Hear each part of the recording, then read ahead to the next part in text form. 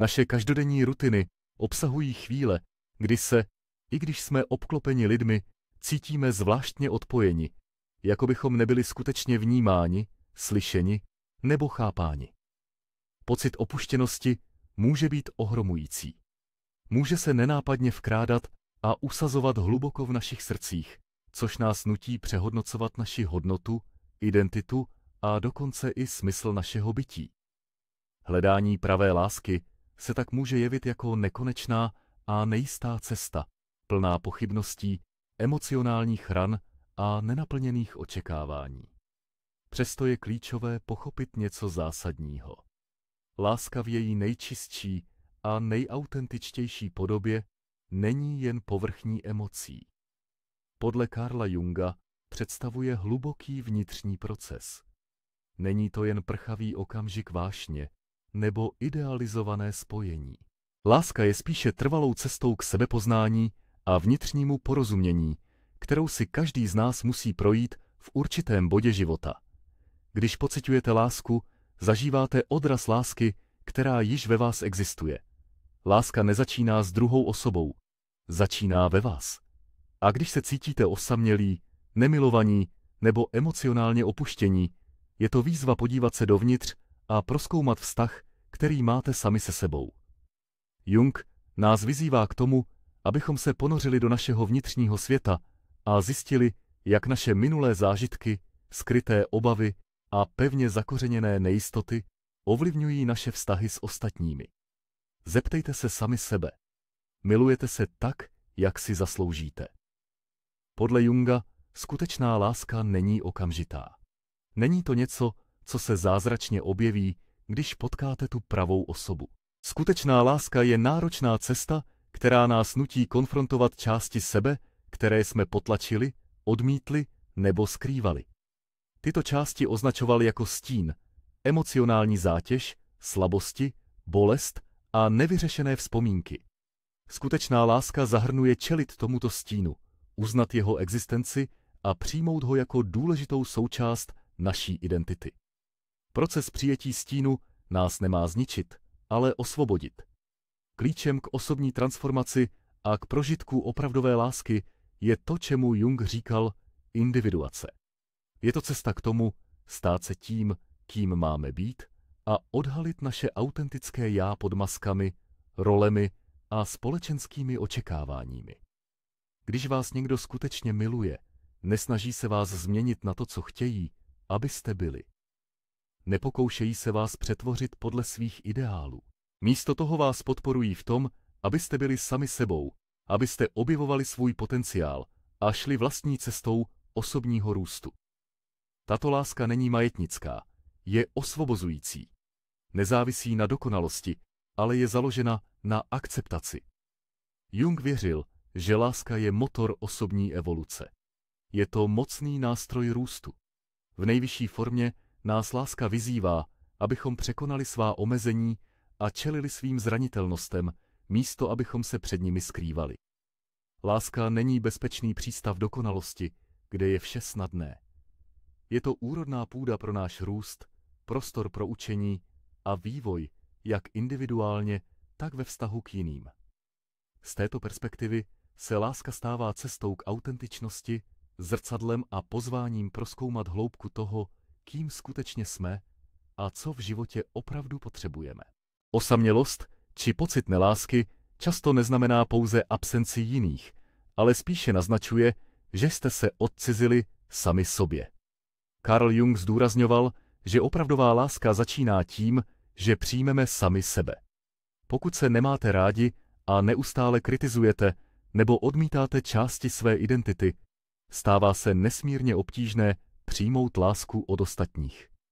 Skutečná láska nevzniká z hledání někoho, kdo by vás doplnil, ale z objevování vlastní celistvosti a následného sdílení této celistvosti s jinými. V zdravých vztazích se opravdová láska projevuje tehdy, když jsou oba partneři svobodní být sami sebou, bez strachu z posuzování nebo odmítnutí.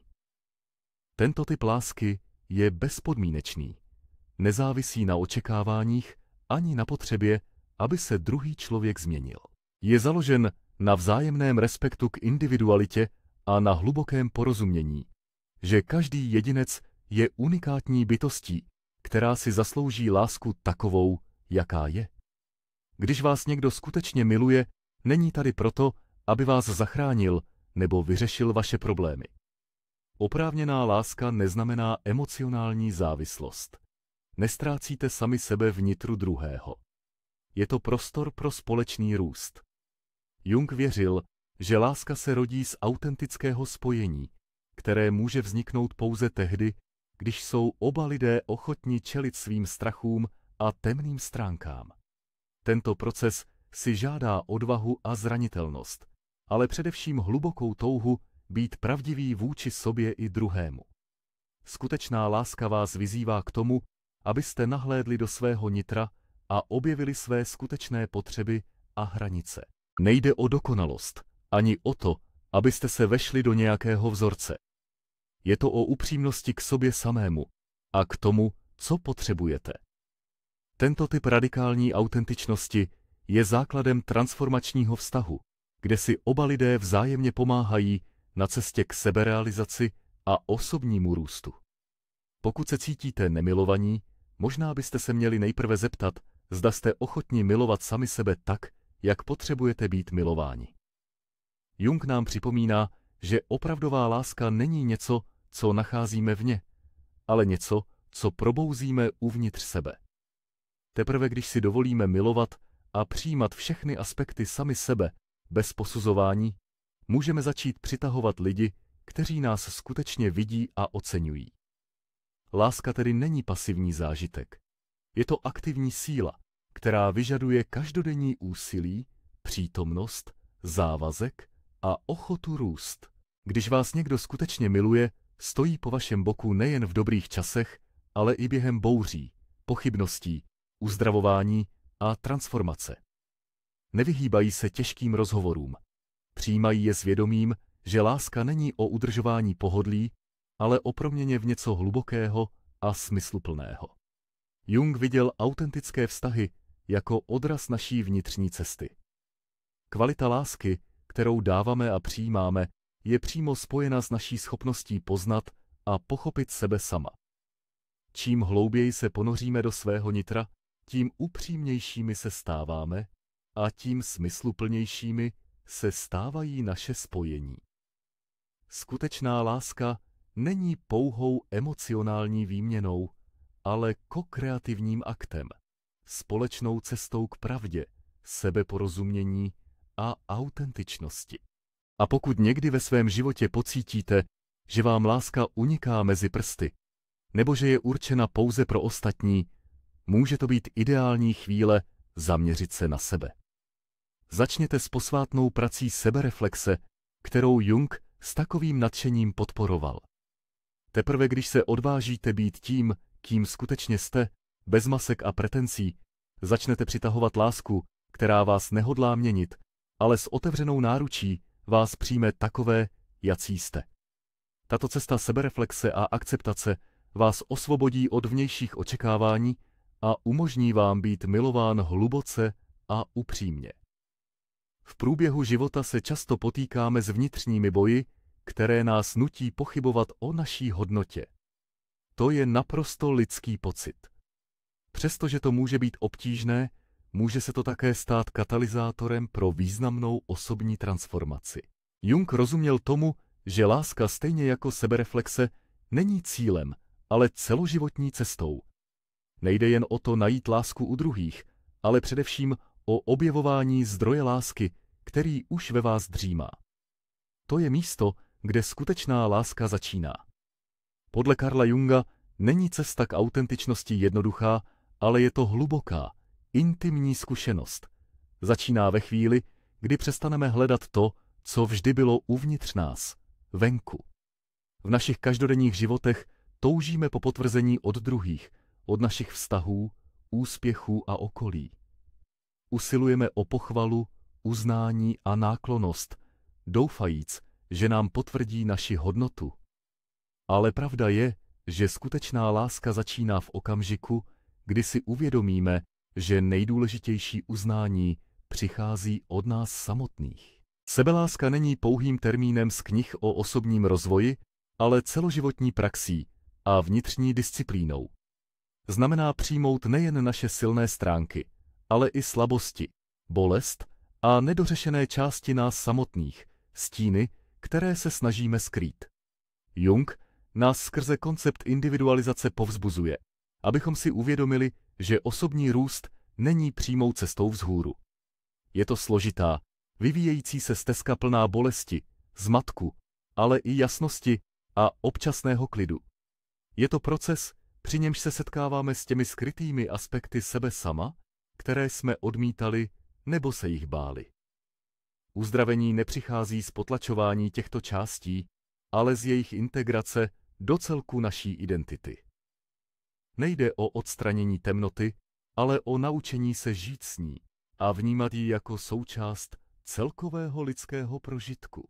Skutečná láska nás vyzývá, abychom čelili nejen našim krásným stránkám, ale i těm, které nás činí zranitelnými. Osvětluje temné kouty naší existence a vytváří bezpečný prostor pro vnitřní práci.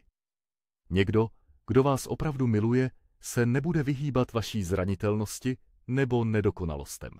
Naopak, zůstane s vámi a pomůže vám čelit bolesti a pochybnostem s empatií, nikoli s kritikou. Taková láska není pasivní. Není to přehlížení vašich nedostatků. Je aktivní a oddaná. Osoba, která vás skutečně miluje, se zapojuje do vaší cesty k uzdravení a sebereflexi. Ne, aby vás opravila, ale aby vás podpořila, zatímco nacházíte svou vlastní cestu. Tento typ lásky se nebojí nedokonalostí, protože ví, že tyto nedokonalosti nejsou selháním, ale nepostradatelnými součástmi lidské zkušenosti, které přispívají k našemu růstu. Když se naučíme mít se rádi tímto způsobem, začneme přijímat své slabosti s otevřeností místo s hanbou.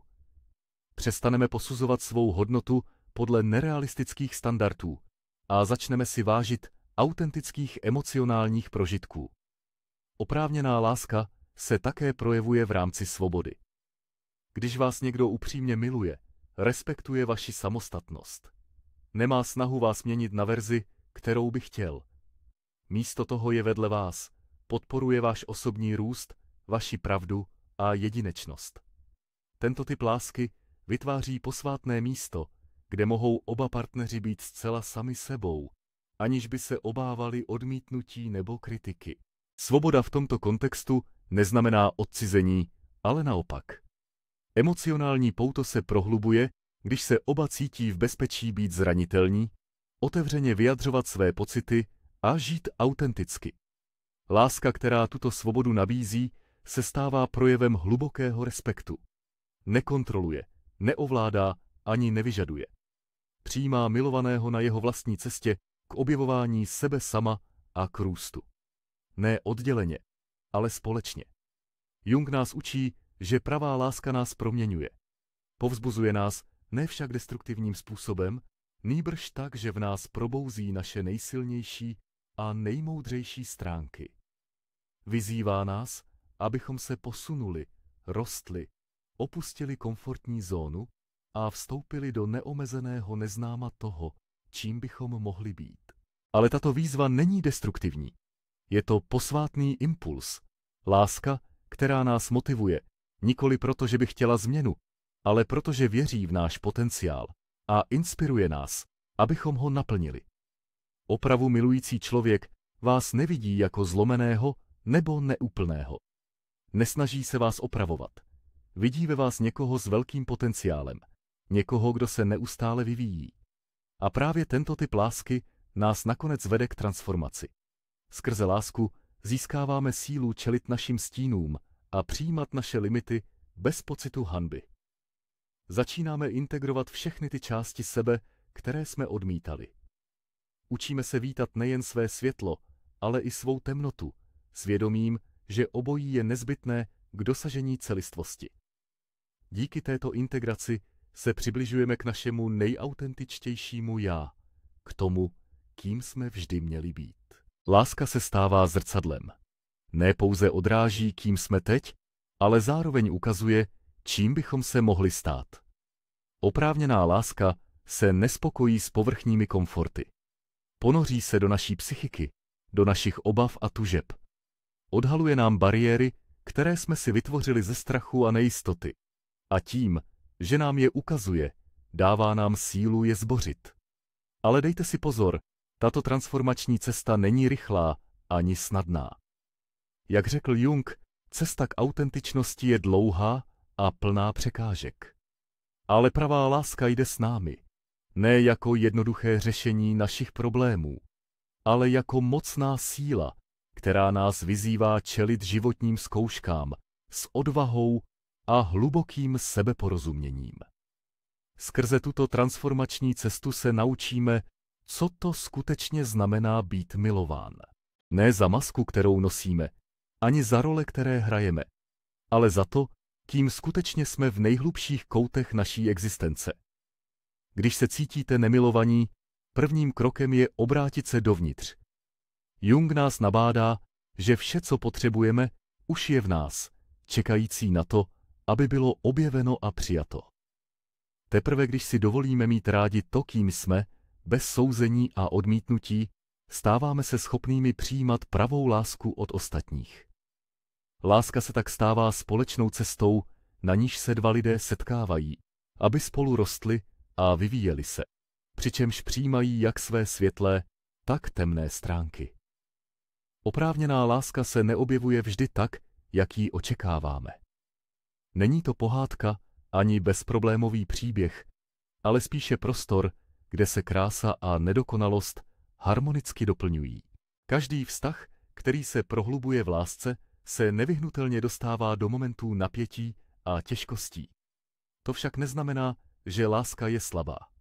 Naopak, právě tyto zkoušky nám pomáhají odhalit, kým skutečně jsme. Obtíže nenarušují lásku, ale vytvářejí prostor pro skutečné spojení. Jung zdůraznil důležitost konfrontace s neznámým a nebát se částí sebe sama, které často skrýváme. V tomto smyslu se láska stává nástrojem sebereflexe, zrcadlem, které nám odhaluje aspekty, jež bychom raději ignorovali, avšak které jsou nezbytné pro náš osobní rozvoj. Oprávněný partnerský vztah nás vybízí k tomu, abychom čelili tomu, co obvykle obcházíme, našim strachům, nejistotám a zranitelnostem. Když vás někdo skutečně miluje, neodvrací se od těchto vašich částí. Naopak, stojí vedle vás, zatímco se učíte, je přijímat a posouvat se s nimi dál. Autentická láska není útočištěm před bolestí, ale výzvou, jak se skrze ní rozvíjet. Nepouští se do těžkostí, ale setkává se s nimi s odvahou a porozuměním. Krize, nedorozumění a výzvy nejsou koncem lásky, ale spíše cestami, jimiž se láska prohlubuje a zesiluje. Jung nás učí, že bolest, dočasné odloučení a řešení konfliktů jsou příležitosti, jak posunout vztah na vyšší úroveň. Právě v těchto obtížných chvílích láska ukazuje svou skutečnou sílu, přetváří zkoušky na možnosti k transformaci. To také znamená, že láska není statická. Místo trvalého stavu blaženosti je pravá láska dynamická. Vyvíjí se, přizpůsobuje a posiluje se s časem. Jak my sami roste, mění se i láska, která nás spojuje. Není založena na potřebě udržet idealizovanou představu vztahu, ale na flexibilitě a akceptaci. Přizpůsobuje se změnám života a vnitřním transformacím každého jednotlivce. Oprávněná láska tedy nespočívá v očekávání dokonalosti. Není to vztah bez konfliktů, ale každý nesouhlas se stává příležitostí k hlubšímu porozumění.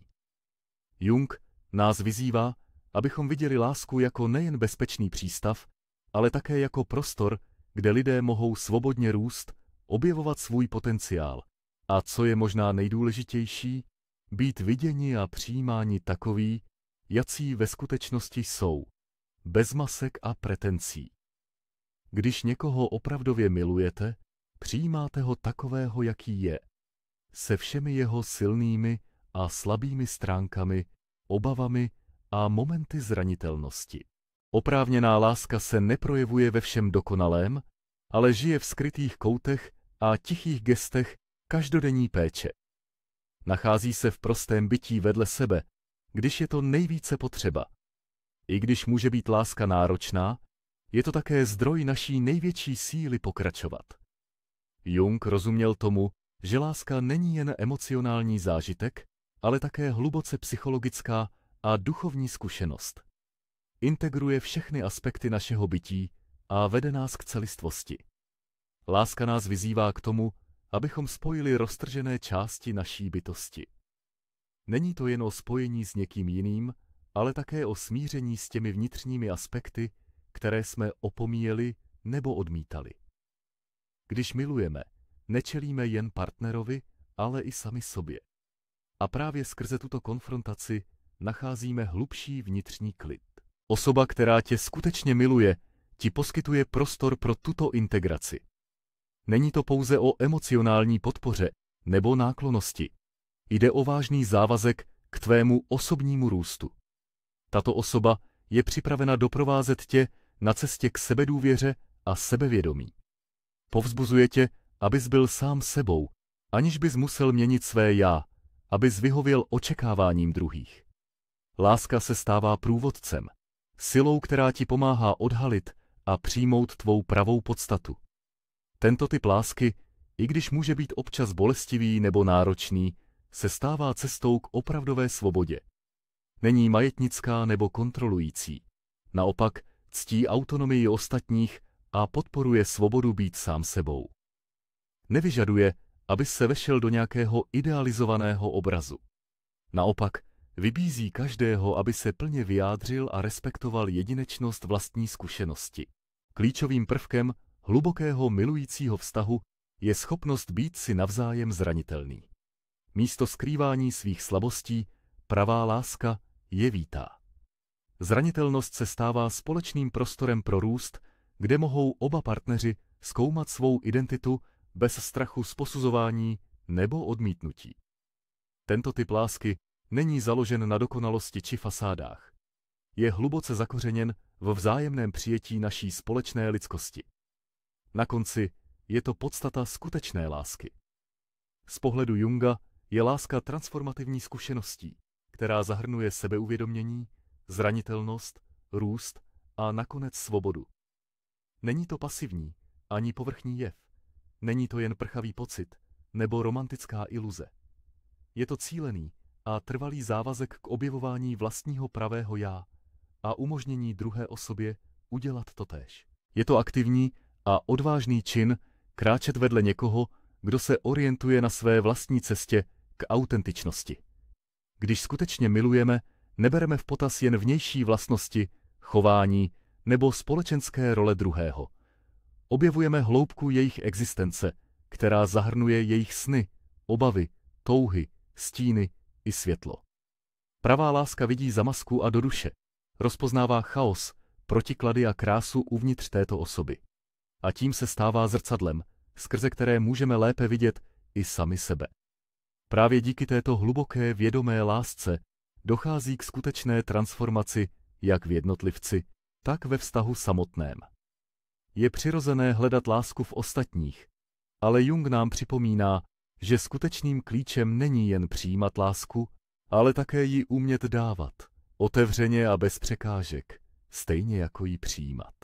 Mnozí z nás byli vychováváni s pocitem, že musíme být silní, nezávislí a soběstační, že je třeba čelit světu za zdí síly a klidu.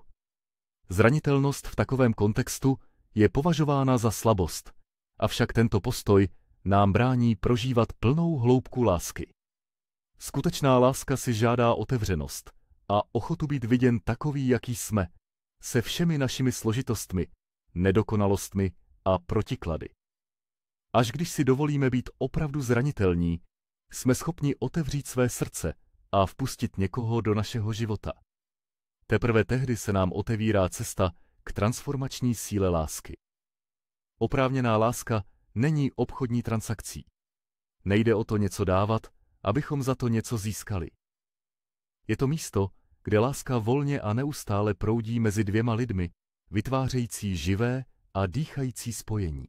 Je to akt velkorysosti a důvěry, při kterém se oba partneři nabízejí bez zábran a strachu ze ztráty. To ale neznamená, že láska by měla být bezmezná nebo že bychom se měli obětovat. Jung poukazoval na důležitost hranic, které chrání naši individualitu a respektují naše potřeby. Láska nesmí znamenat ztrátu sebe sama na úkor druhého. Naopak, pravá láska podporuje jedinečnost každého z nás a posiluje naši svobodu, zatímco zároveň upevňuje pouto mezi námi. Když vás někdo skutečně miluje, neslaví jen vaše úspěchy, ale stojí při vás i v těžkých chvílích. Nesoudí vás za chyby, naopak pomáhá vám se z nich poučit. Taková láska vytváří bezpečný prostor, kde můžete růst a kde vaše neúspěchy nejsou zdrojem studu, ale příležitostí k porozumění a zlepšení. Přijetí, které od někoho, kdo vás miluje, dostáváte, není založené na tom, kým chtějí, abyste byli, ale na tom, kým jste ve skutečnosti, a možná ještě důležitější je, kým se stáváte. Tento typ lásky, o kterém Jung hovořil, nehoní dokonalost. Přijímá nedokonalosti jako součást našeho lidství. Ve skutečnosti, skrze naše slabiny a praskliny se často vytváří nejhlubší spojení. Oprávněná láska se nesnaží vás měnit ani opravovat. Vidí váš potenciál a jemně vás motivuje, abyste se stali nejlepší verzí sebe sama. Podle Junga je romantický vztah jako zrcadlo. Skrze oči svého partnera začínáme vidět sami sebe jinak, často v nových a nečekaných způsobech. Objevujeme aspekty naší osobnosti a emoce, kterým jsme se dosud nepostavili. Láska v nejhlubší formě nás učí nejen o druhém, ale především o nás samotných. V láskyplném spojení se setkáváme s našimi vnitřními obavami, skrytými touhami a dávno zapomenutými stíny. A právě díky lásce máme možnost prozkoumat tyto části v bezpečném a bezsoudném prostředí. Jung věřil, že každý z nás po celý život hledá odraz své psychiky. Vztah, který nám ukáže, kým skutečně jsme. Láska se stává tímto odrazem. Odhaluje nejen to, co jsme o sobě přijali, ale také to, co jsme odmítli nebo popřeli. Tak se láska stává mocnou silou pro integraci, procesem, díky kterému se stáváme celistvějšími. Začínáme žít autentičtěji a úplněji, protože už nejsme rozděleni uvnitř sebe. Skrze tuto cestu se láska proměňuje z pouhého spojení mezi dvěma lidmi na posvátný nástroj pro osobní růst. Mění nejen to, jak se vztahujeme k ostatním, ale i to, jak se vidíme sami. Hluboké spojenectví s jiným člověkem může vzniknout jen tehdy, když začneme skutečně poznávat sami sebe, přijímat své strachy, stíny a limity, aniž bychom před nimi utíkali. Pravá láska nás vyzývá, abychom se ukázali v úplné zranitelnosti. Neukrýváme se za role nebo masky. Nesnažíme se naplnit očekávání ostatních, ale odvážně se odhalujeme takoví, jací skutečně jsme.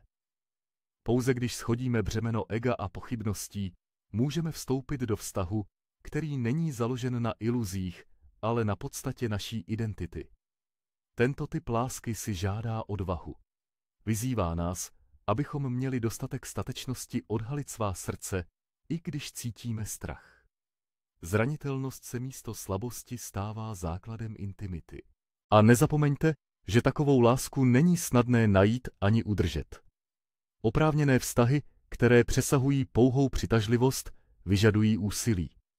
Potřebují každodenní vědomou práci obou stran.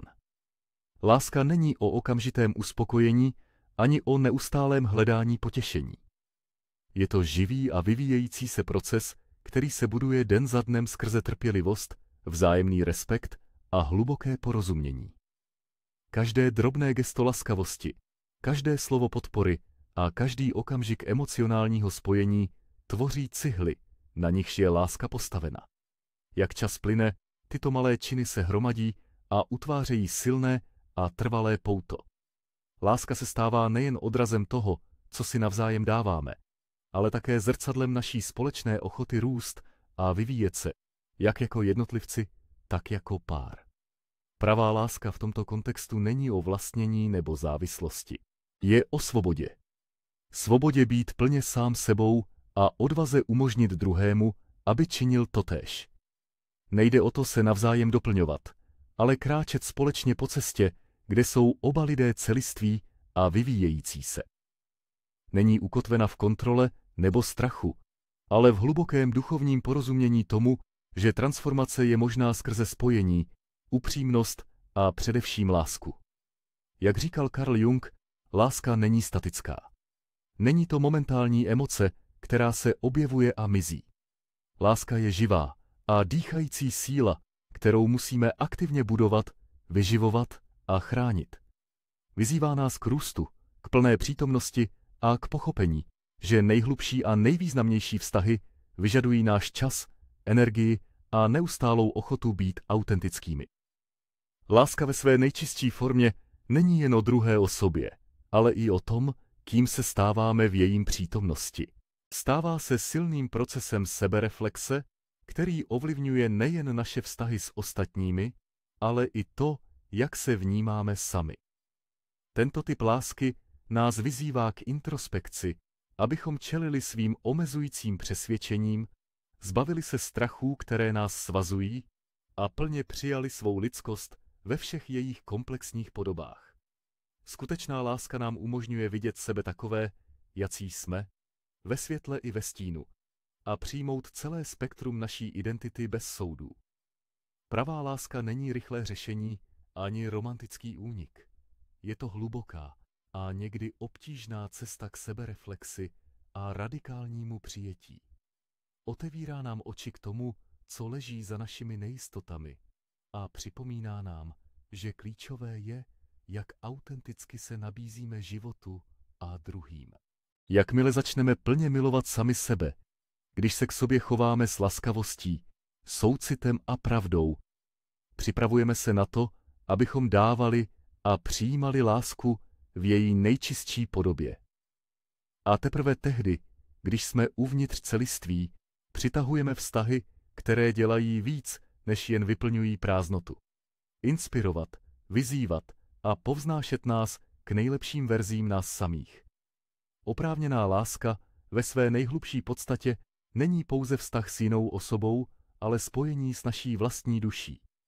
Není to něco, co bychom hledali v externím světě. Je to aspekt, který rozvíjíme uvnitř sebe. Jung zastával názor, že abychom mohli skutečně milovat druhé, musíme nejprve přijmout a integrovat všechny části naší bytosti, ať už krásné či zlomené, světlo či temnotu. Když se naučíme objímat naše stíny, ty části, které skrýváme a popíráme, začínáme chápat ostatní s větší soucitem a jasností. A právě z tohoto místa celistvosti můžeme vytvářet vztahy, které nás podporují, vyživují a pomáhají nám v našem vývoji. Skutečná láska není o nalezení doplňující osoby. Je to o setkání s někým, kdo je ochoten společně růst, léčit se a expandovat. Kdo nás vidí nejen v tom, kým jsme, ale také v tom, kým se můžeme stát. Oprávněná láska je posvátný závazek, nejen s druhou osobou, ale také se sebou samými. Je to vzájemná dohoda kráčet spolu na cestě transformace. Je to proces sebepoznání a přijetí. Cesta, která nás vede k životu s větší integritou, pravdou a odvahou. Zahrnuje to už se neschovávat za masky či pretence. Znamená to mít odvahu být viděn, slyšen a poznán za to, kým skutečně jsme. Když se opravdu milujeme, když se odvážíme být autentičtí a bez omluv, přirozeně přitahujeme ty správné lidi, kteří také chtějí kráčet po této cestě s otevřeným srdcem a myslí.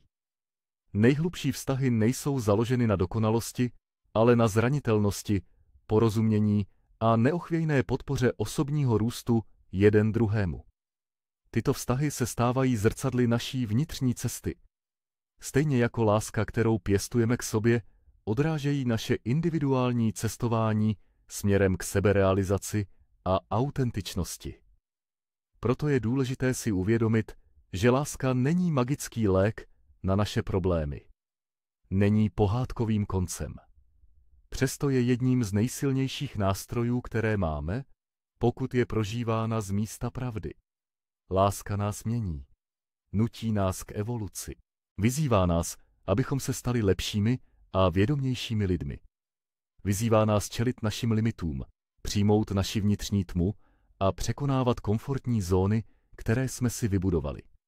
Jak jednou řekl Jung, láska není konečná destinace, ale cesta, posvátná stezka, která nás přibližuje k sobě i k ostatním tím nejautentičtějším způsobem.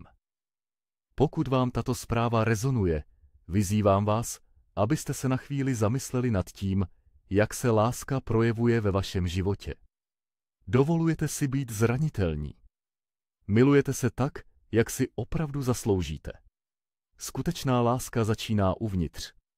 A jen když se odvážíme být autentičtí, když plně přijmeme, kým jsme, můžeme přitahovat lásku, která odráží stejnou hloubku. Pokud si myslíte, že by tato zpráva mohla pomoci někomu dalšímu, povzbuzuji vás, abyste ji sdíleli. Společně můžeme vytvořit komunitu, kde láska, autenticita a osobní růst základem našich vztahů. Prosím, neváhejte zanechat komentář níže. Rád bych slyšel vaše názory. Co pro vás znamená láska? Jak ji prožíváte ve svém životě? Vaše zkušenosti mohou být inspirací, kterou někdo jiný potřebuje na své cestě. Pokud jste se dosud nepřihlásili k odběru našeho kanálu, teď je ten pravý čas to udělat. Nezapomeňte si aktivovat zvoneček s notifikacemi, abyste nezmeškali žádné video, které vám může pomoci v osobním růstu a rozvoji. Sdílejte toto video se svými přáteli, rodinou nebo s každým, kdo by mohl potřebovat tuto inspiraci. Společně můžeme oslovit více lidí a pozitivně ovlivnit jejich životy.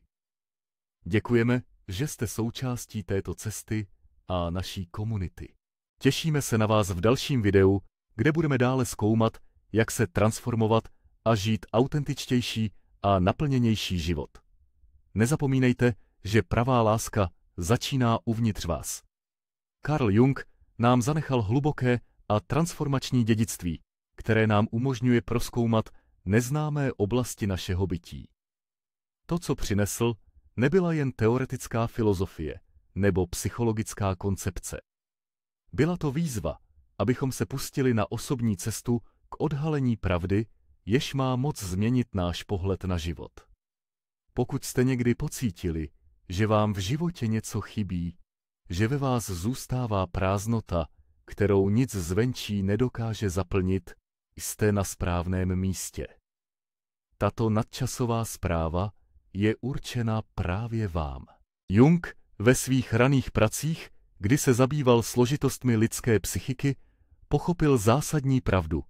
V každém z nás se skrývá obrovský, většinou neprozkoumaný vnitřní svět. Tento svět se však neodhaluje skrze každodenní schon. Není ukrytý v našich vnějších úspěších, v uznání od druhých nebo v každodenních požadavcích. Naopak, tento vnitřní vesmír tiše čeká ve hlubinách našeho nevědomí, někdy po léta, až se odvážíme ho vnímat. Možná jste, jako mnozí před vámi, zažili okamžiky, kdy vás zaplavila nevyřčitelná touha. Pocit odpojení, jako byste kráčeli životem podle scénáře, který napsal někdo jiný. Tento pocit, i když nepříjemný, není vaším nepřítelem. Není to chyba. Ve skutečnosti jde o dar. Je to vaše nevědomí, které se snaží přitáhnout vaši pozornost a zašeptat vám, že něco není v pořádku, že existují části vás, které jste potlačili, ignorovali nebo odmítali příliš dlouho. Jung nás učil, že nemůžeme žít naplno, pokud budeme tyto signály z našeho vnitřního světa nadále ignorovat. Hovořil o důležitosti integrace všech částí naší osobnosti, včetně těch, které se nám nelíbí nebo se jich bojíme. Tyto skryté aspekty nazval stínem, částmi naší psychiky, které potlačujeme, protože se nehodí do obrazu, který chceme ukazovat světu. Jung však zjistil něco revolučního. Tyto odmítnuté části nás nejsou jen zátěží. Jsou to klíčové součásti naší skutečné identity. Bez nich zůstáváme neúplní. Pokud jste někdy pocítili naléhavý pocit, že vám v životě něco zásadního chybí, nejste sami. Mnozí lidé tráví většinu svého života snažením se zaplnit tuto vnitřní prázdnotu vnějšími věcmi. Usilují o vztahy, uznání, peníze a slávu s nadějí, že je to učiní kompletními. Ale Jung odhalil, že tato prázdnota nemůže být vyřešena pouhým hromaděním externích věcí. Prázdnota, kterou cítíme, může být naplněna pouze tím, že se obrátíme dovnitř, obnovíme spojení se svým já a prozkoumáme hlubiny své pravé podstaty. Věnujte si chvíli na zamyšlení. Kolik vašich rozhodnutí bylo ovlivněno tím, co od vás chtěli ostatní? Jak často jste potlačili ten tichý vnitřní hlas, který vám říkal, že kráčíte po cestě, která pro vás není? Jung tvrdil, že pokaždé, když zradíme svou intuici, abychom vyhověli vnějším očekáváním, vzdálíme se od svého pravého já. Tato odpojenost nás nezbavuje jen klidu, ale také pomalu podkopává kvalitu našich vztahů, pocit účelu a schopnost cítit se skutečně naplněni. Možná jste zažili vztahy, které na první pohled vypadaly dokonale, ale přesto vás zanechávali nespokojené. Nebo jste možná následovali kariéru, kterou ostatní obdivují, ale ve skutečnosti vás nechává prázdné.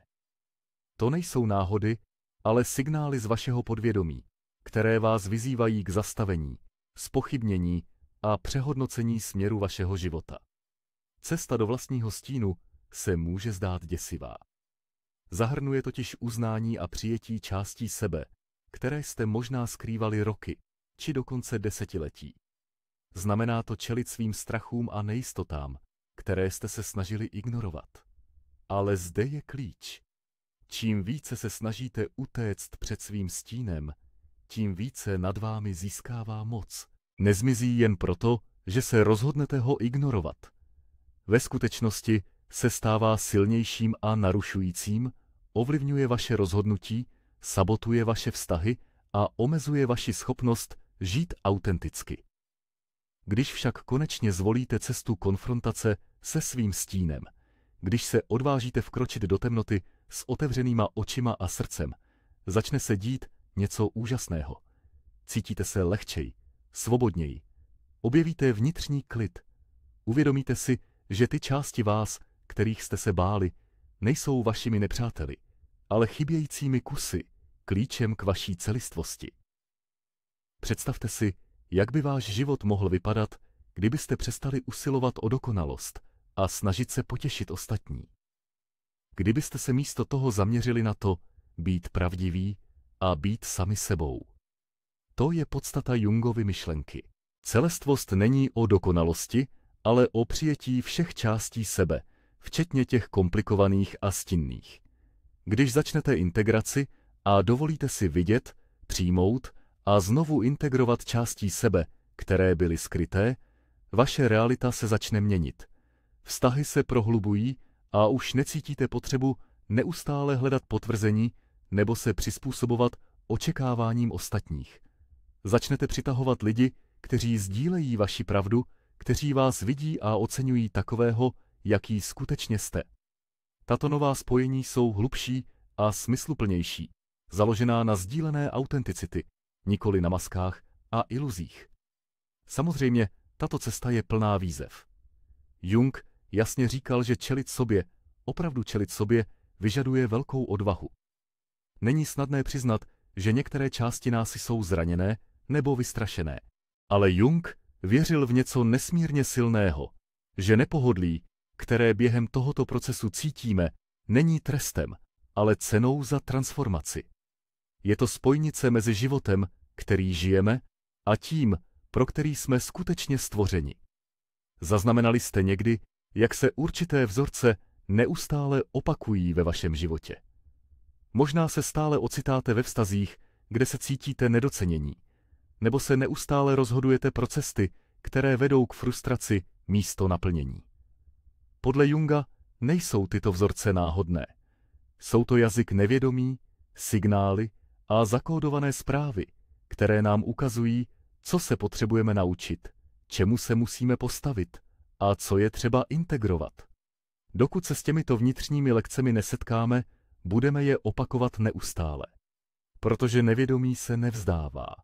Nemluví slovy, ale skrze sny, symboly a emoce. Proto jsou právě ty chvíle, kdy se život zdá být nejchaotičtější nebo nejvíce zmatený. Často těmi, které přinášejí největší potenciál pro vhled. Uprostřed chaosu, kterému se snažíte vyhnout, často naleznete přesně ty stopy, které potřebujete k odhalení své pravdy. Vaše nevědomí není vaším protivníkem, ale vaším průvodcem. Čeká trpělivě, až zpomalíte, podíváte se do sebe a zahájíte nejdůležitější cestu svého života. Cestu zpět k sobě. Jedním z nejdůležitějších konceptů v učení Carla Junga je myšlenka synchronicity. Není to jen filozofický pojem, je to transformační způsob, jak vidět svět. Synchronicita se týká těch zdánlivě náhodných okamžiků, kdy se vnější události dokonale shodují s našimi vnitřními myšlenkami, pocity nebo emocionálními stavy. Není to pouze náhoda. Jsou to znamení, hluboce smysluplná spojení mezi našimi vnitřními a vnějšími světy, která nám šeptají, jste na správné cestě. Připomínají nám, že nejsme sami, že něco většího je v pohybu a že když žijeme v souladu s naší vnitřní pravdou, život nám tuto harmonii odráží mocnými a jemnými způsoby. Abychom však tato znamení mohli vnímat, je třeba kultivovat přítomnost. Musíme být bdělí a naladěni na sebe, naše emoce, myšlenky a jemné signály ze světa kolem nás. Představte si na chvíli, že každá výzva, které čelíte, každý okamžik napětí nebo obtíží, není trestem ani neštěstím, ale pozváním, příležitostí ke změně.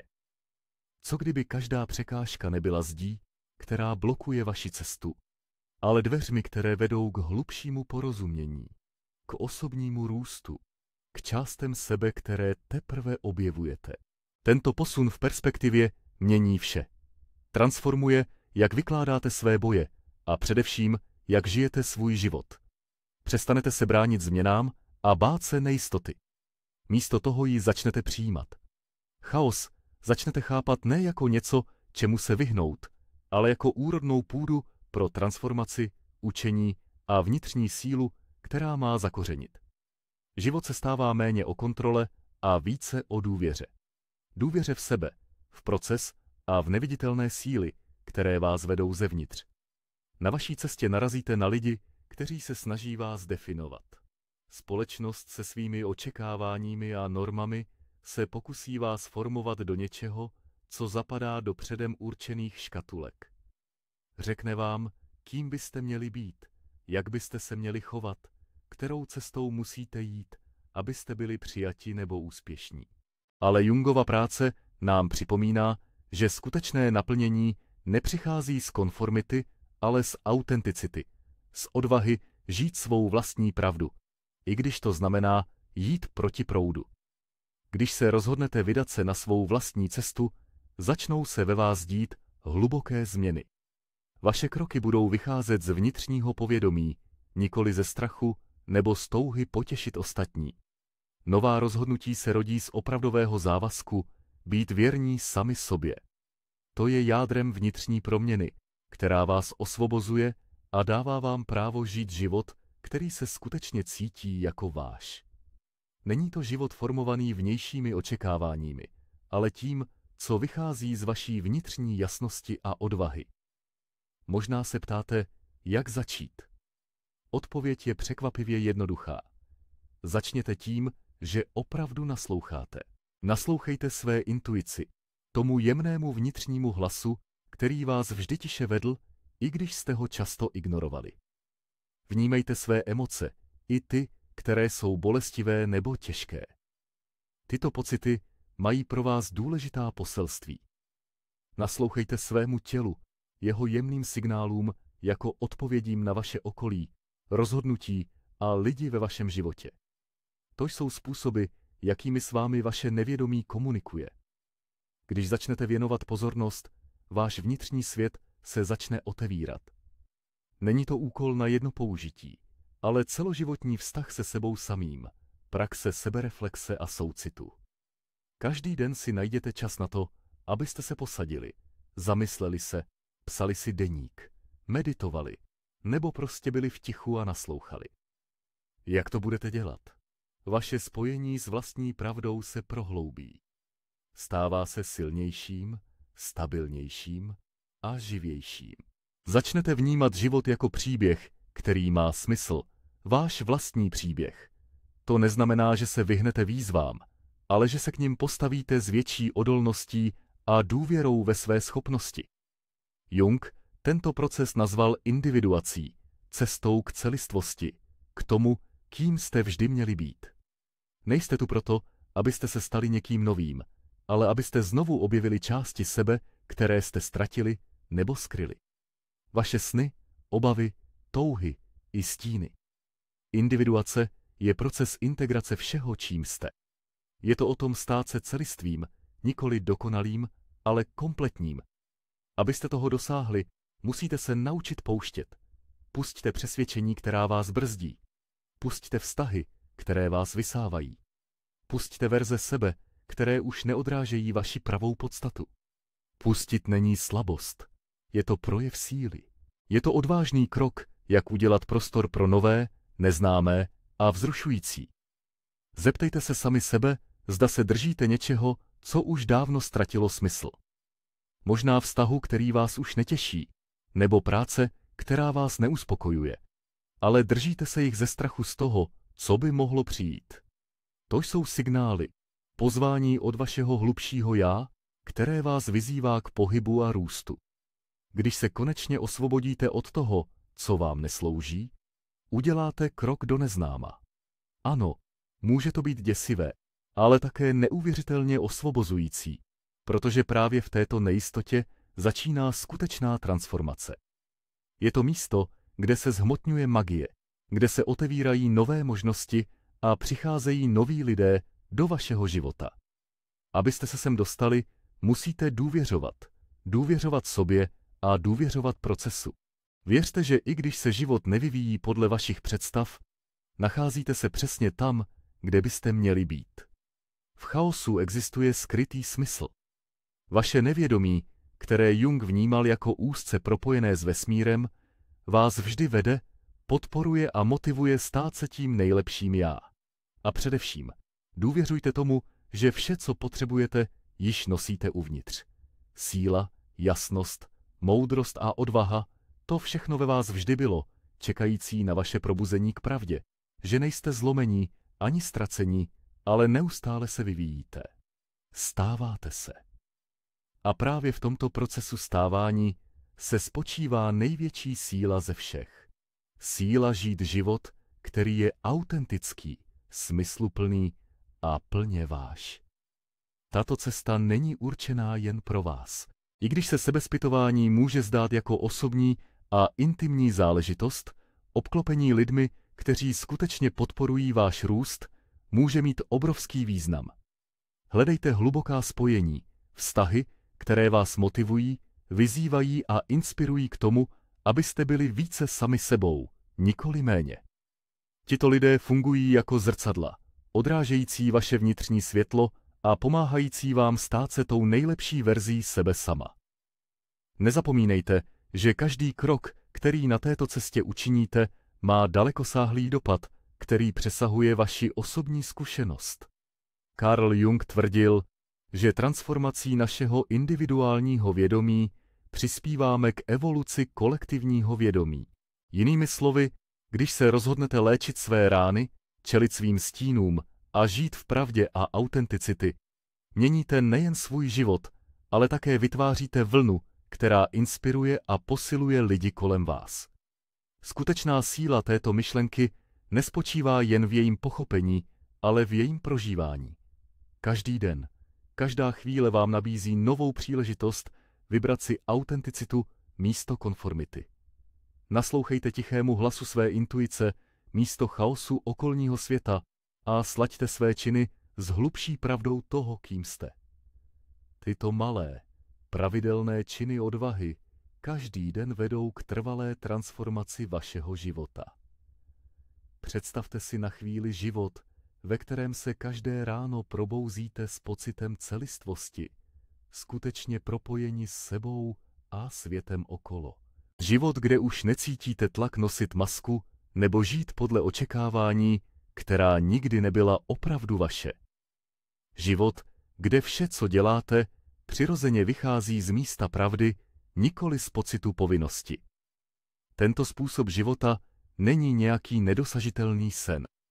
Je zcela možný, pokud jste ochotni vykonat vnitřní práci a odvážně kráčet svou cestou. Žít autenticky neznamená, že se vyhnete výzvám.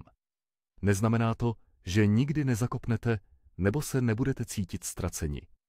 Znamená to, že až tyto momenty přijdou, a oni přijdou, postavíte se jim s hlubokým vědomím, že jsou tu, aby vás učili, formovali a vedli k probuzenější verzi vás samých. Tento posun v pohledu dokáže proměnit i vaše nejtěžší okamžiky na cenné příležitosti pro růst. Jung jednou řekl: není možné dosáhnout vědomí bez bolesti. Ale tato bolest není něco, čeho je třeba se obávat. Není to trest, ale součást procesu. Je to tření, které provází růst, odhazování starých vrstev a překonaných přesvědčení. Každé setkání s vašimi obavami, každé přijetí svých stínů nebo zbavení se toho, co už vás nepodporuje, otevírá prostor pro větší věci, aby se objevily ve vašem životě. Nepohodlí, které zažíváte, není známkou neúspěchu, ale dokladem vašeho vývoje. Představte si to takto. Úsilí, které vynakládáte, je podobné tomu, co je potřeba k tomu, abyste se osvobodili od své ochranné skořápky. Tato skořápka vás mohla ochraňovat, ale nakonec se stává překážkou vašeho růstu. Každý malý krok vpřed, i když se zdá být bezvýznamný, je projevem odvahy. Je to projev sebelásky. A autenticita je základem všeho. Když se rozhodnete být sami sebou, přestanete ztrácet energii snažením se zapadnout do forem, které pro vás nejsou určeny. Místo toho tuto energii zaměříte na vytváření života, který skutečně odráží vaši podstatu. To přináší hluboké naplnění a inspiruje ostatní k tomu, aby dělali totéž. Jak se na této cestě posouváte, začnete si všímat, že přitahujete situace a lidi, kteří jsou v souladu s vaší duší. To není magie, ani náhoda. Je to přirozený výsledek života v souladu s vaší pravdou. Jung tento jev nazval synchronicitou, kdy se vnější realita začíná odrážet ve vašem vnitřním světě smysluplnými způsoby. Tyto okamžiky synchronicity jsou silným potvrzením, že jdete správně. Může to být náhodný rozhovor, který přináší potřebnou jasnost, příležitost, která se objeví bez varování, nebo sen, který odhaluje skrytou pravdu. To není náhoda. Jsou to signály, že vaše nevědomí a vesmír spolupracují, aby vás vedli. Abyste však zažili tuto harmonii, musíte být ochotni důvěřovat procesu. Nebudete mít vždy všechny odpovědi, a to je v pořádku. Nejistota je nedílnou součástí vaší cesty. To nejdůležitější je, že pokračujete vpřed, krok za krokem, vedení tichou silou vaší autenticity. A během této cesty je klíčové být k sobě laskavý. Tato cesta není o dokonalosti, ale o upřímnosti vůči sobě, ostatním a životu, který tvoříte. Budou dny, kdy vás pochybnosti zasáhnou, kdy se strach zdá být silnější než vaše odhodlání, kdy budete zpochybňovat svou hodnotu nebo směr. V těchto chvílích si to pamatujte. Pokrok není lineární. Růst přichází ve vlnách. Každá překážka nese lekci. Každá výzva je příležitostí k hlubšímu sebepoznání. Carl Jung nám ukázal, že naplněný život nevzniká vyhýbáním se nepohodlí, ale jeho přijetím. Je to o čelním postavení s otevřenou myslí a ochotným srdcem. Jakmile se rozhodnete vnímat každou zkušenost, ať už radostnou nebo bolestivou, jako příležitost k větší sebejistotě, začnete měnit svou realitu. Vaše vnímání se posune, vaše energie se změní a svět kolem vás bude reagovat obdobným způsobem. Jak kráčíte k vaší autentické podstatě? Uvědomíte si, že skutečná síla nespočívá v ovládání všech výsledků či vyhýbání se rizikům. Je to o umění plynout se životem. Odevzdat se, ne v porážce, ale v důvěře. Tancovat s nejistotou a nechat jí vás vést k moudrosti. Projít ohněm transformace a vyjít z něj silnější a autentičtější než kdy dřív. Carl Jung nám předal nesmírně cennou lekci. Život není o tom, jak se zbavit chaosu, ale spíše o nalezení harmonie v jeho středu. Právě v této rovnováze můžeme objevit něco jedinečného. Vnitřní klid, který není závislý na okolních podmínkách, ale pramení z hlubokého spojení se sebou samými a s okolním světem. Není to závod, ani něco, co bychom mohli uspěchat, vynutit nebo přeskočit. Je to proces, postupná cesta, která nás vybízí k prozkoumávání, pozorování a trpělivému, cílevědomému růstu. Sebepoznání není vždy jednoduché. Vyžaduje odvahu čelit vlastním stínům, trpělivost snášet nepohodlí a pokoru uznat, že se neustále měníme. Ale každý malý krok, který uděláte, má svůj význam. Každý nový poznatek, každé úsilí naslouchat svému vnitřnímu hlasu, každá chvilka jasnosti, to vše jsou signály na vaší cestě, které vás přibližují k pravému já. Když se rozhodnete pro tuto cestu, začínáte měnit nejen svůj vnitřní svět, ale i ten vnější. Protože skutečnost je taková, že když žijete v souladu se svým pravým já, stáváte se světlem pro ostatní. Zamyslete se nad svou silou. Představte si, jaký dopad byste mohli mít, kdyby více lidí začalo kráčet cestou autenticity, rozhodujíc se žít ne ze strachu, ale z místa pravdy a vnitřního poznání. Představte si svět, kde lidé neskrývají své pravé já, nezatlačují bolest, ale čelí jí s otevřeností a vybírají si růst. Tento vlnový efekt, který začíná u vás, má sílu zasáhnout nespočetné životy. Proto je tato zpráva tak důležitá. Nejde pouze o vaši osobní proměnu.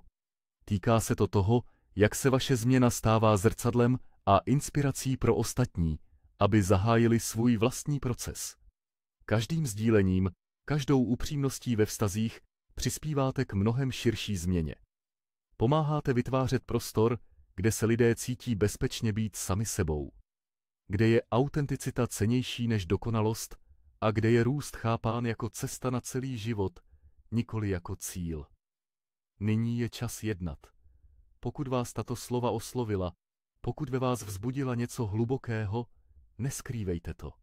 Sdílejte to s někým, kdo to dnes potřebuje. Může to být přítel, který prochází těžkým obdobím, nebo někdo, kdo hledá smysl a odpovědi. Buďte tím znamením. Buďte hlasem, který jim připomíná, že nejsou sami a že změna je možná. Společně můžeme vytvořit komunitu, která podporuje transformaci. Prostor, kde lidé mohou přijít takoví, jací jsou, a růst vlastním tempem, cítit se oporu při odkrývání své pravdy. Váš příběh má váhu, váš hlas má sílu a vaše ochota žít autenticky může inspirovat ostatní, aby udělali totéž.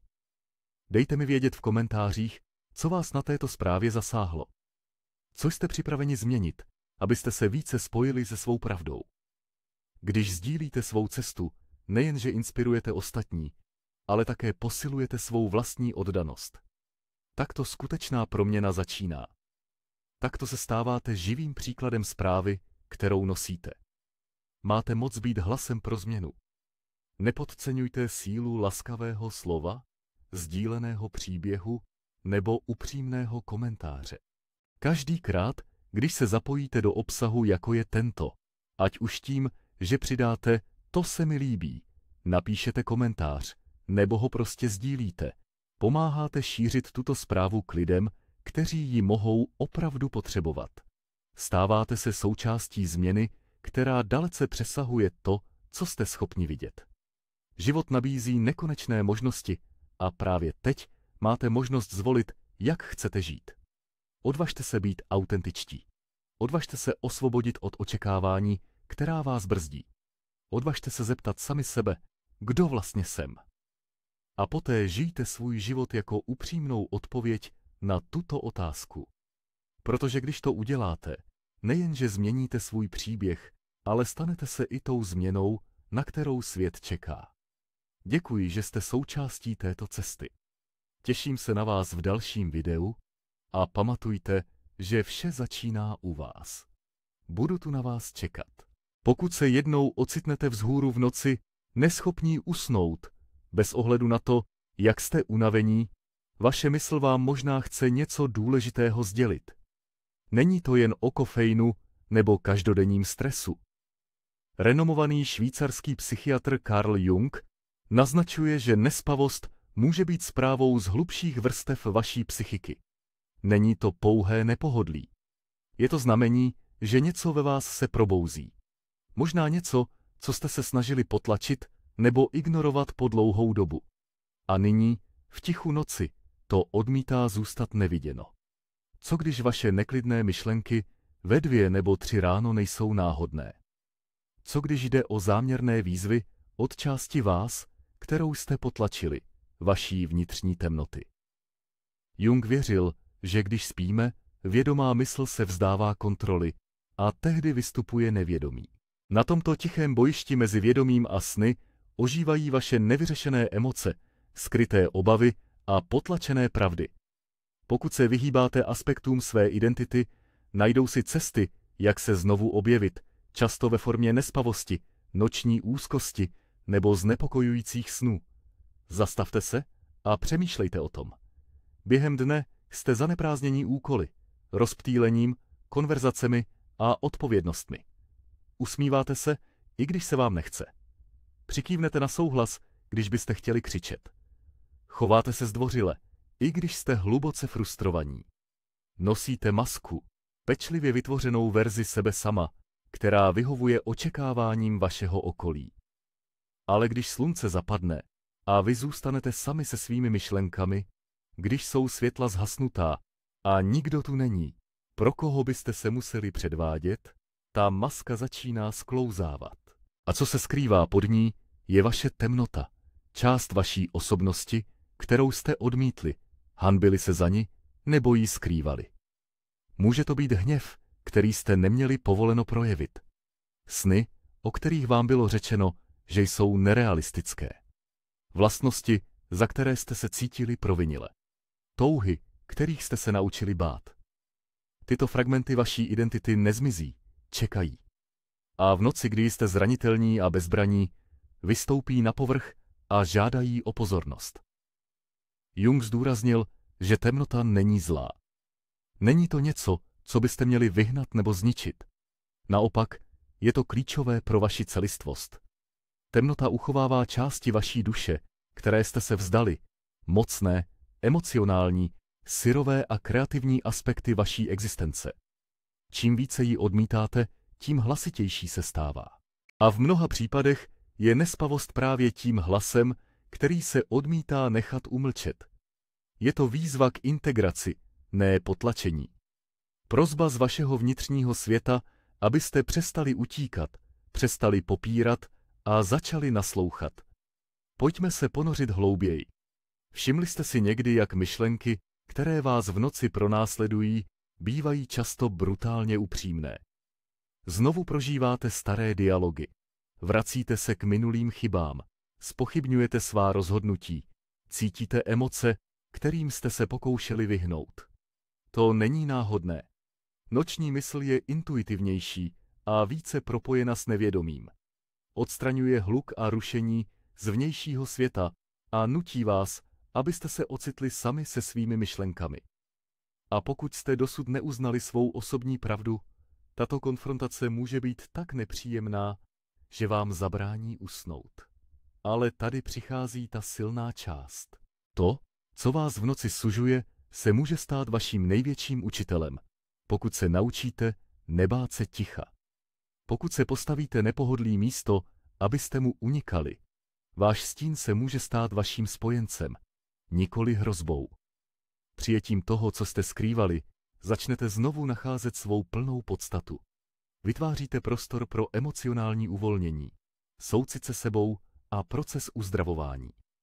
Klid začnete nacházet nikoli tím, že umlčíte svou mysl, ale tím, že pochopíte, co se vám snaží sdělit.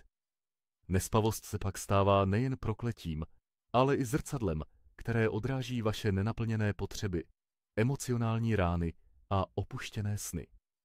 S tímto uvědoměním máte možnost udělat něco zásadního. Můžete se začít plně a upřímně probouzet sami k sobě. Neklidné noci můžete přetvořit v okamžiky hluboké introspekce a transformace. Takže až příště ležíte vzhůru ve tmě, zeptejte se sami sebe, kterou část sebe jsem dosud ignoroval. Jakou pravdu jsem pohřbil pod zdvořilostí, zaneprázdněním nebo strachem. Pečlivě naslouchejte. Vaše nespavost může být pouze duší, která vás vyzývá, abyste se vrátili domů. Carl Jung jednou pronesl něco mocného. To, co v sobě potlačujete, vás ovládá ze stínů. Tato myšlenka nese obrovskou pravdu, kterou často přehlížíme v našich každodenních životech. Procházíme výkony, povinnostmi a rutinou. Neseme se tak, jak si myslíme, že bychom měli. Ale pod povrchem, v těch klidných hodinách, kdy se svět utlumí a světla zhasnou, se objevuje něco jiného. Ty části nás, které jsme potlačili. Byli jste někdy vyčerpaní v posteli, ale přesto neschopní usnout. Zíráte na strop, vaše myšlenky se ženou, cítíte sevření na hrudi.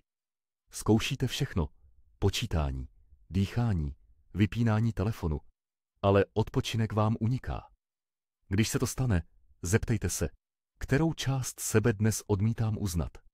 Je to váš hněv, váš smutek. Je to resentiment, který se hromadí, když nevyjadřujete svou pravdu. Nebo je to vaše potřeba stanovit hranice, touha říct ne, když jste vždy říkali ano. Spánek není pouze biologický proces. Je to také proces emocionální a dokonce duchovní. Pokud se vaše noci stávají neklidnými, často je to proto, že něco ve vás zůstává nevysloveno. Jung věřil, že potlačené části naší osobnosti, stín, nezmizí. Čekají. Růst. A když se mysl sklidní, vynořují se, hledají uznání. Dnes v noci, než usnete, vás vyzývám, abyste si na 5 minut sedli do ticha sami se sebou. Žádný telefon, žádné rušení, jen vy a váš dech. Jemně se zeptejte, které emoci jsem dnes potlačoval. A když se objeví, netlačte ji pryč. Neanalyzujte ji, nehodnoťte ji.